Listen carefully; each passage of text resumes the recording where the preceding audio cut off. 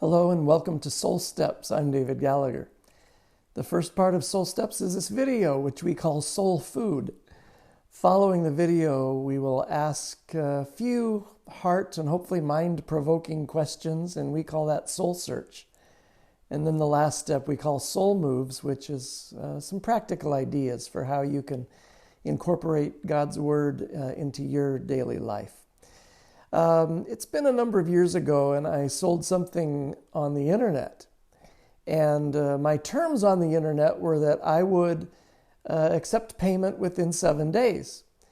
And 7 days came and went, and my buyer did not pay.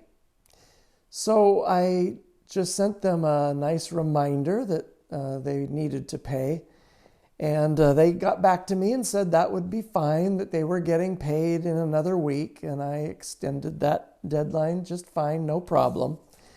And so that week came and went, and I still hadn't gotten paid. I waited a few more days and finally just sent a very friendly reminder. And I got this message back from the buyer. This person said, "Dear David, you are rude. Cancel the transaction. I will never buy anything from you. You would have gotten your payment, but you can forget it now. You need to go to finishing school and learn some manners." Is this how you treat your customers? What if I had an emergency? What if I was dead? Who do you think you are speaking to me like that? Needless to say, I was not amused getting such a strongly worded message back after what I thought was just a very polite reminder. So I wrote back and I just said, "So I take this to mean that you don't have the funds to pay. I will gladly cancel the transaction as you have requested." Fully expecting a response, this is what the buyer wrote back. "If I have the funds or not is not the issue. I don't want the lamp.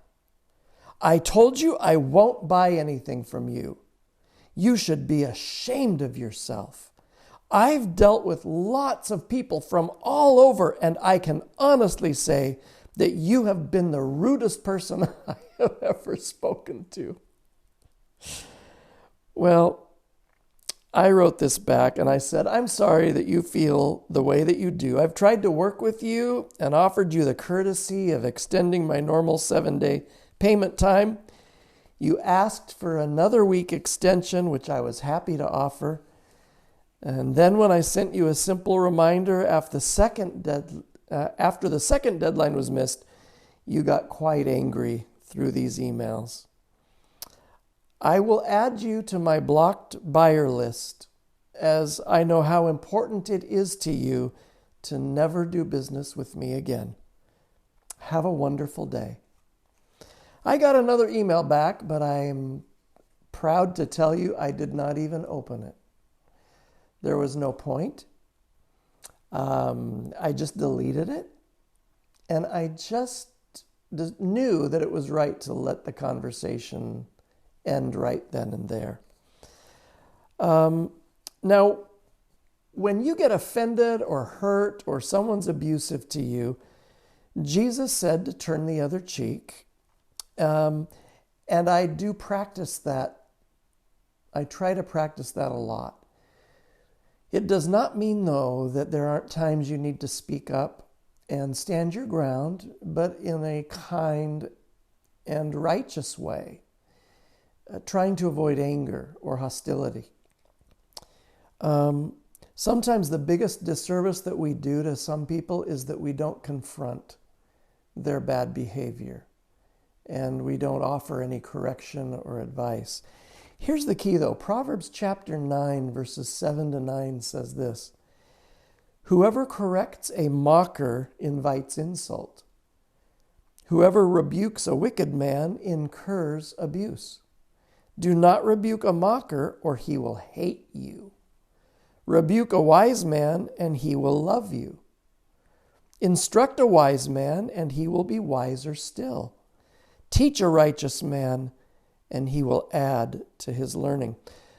A mocker, or some synonymous is the word scorner, is one who defies and renounces truth and good things, and who practices a form of ridicule toward people with the intent of bringing humiliation. Here's the point in all of this story is know who you're dealing with in life. You could have people in your life who you can call a mocker and who heap abuse on you.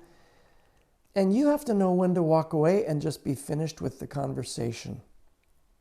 My prayer today is that God would give you the wisdom to know in your circumstances when it's time to stop the conversation, delete the email, and walk away. God bless you.